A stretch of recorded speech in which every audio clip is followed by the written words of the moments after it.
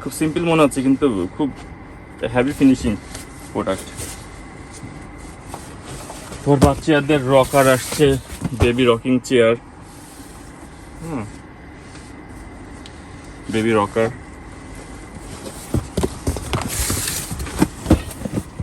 রকারগুলো সুন্দর অনেক।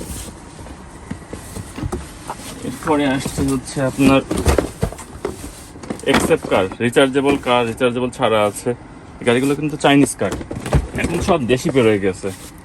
হ্যাঁ, তবে চায়না মালের ফিনিশিং আলাদা, চায়নাগুলো দেখলেই বোঝা যায় যে না এটার কোয়ালিটি ভালো। হ্যাঁ,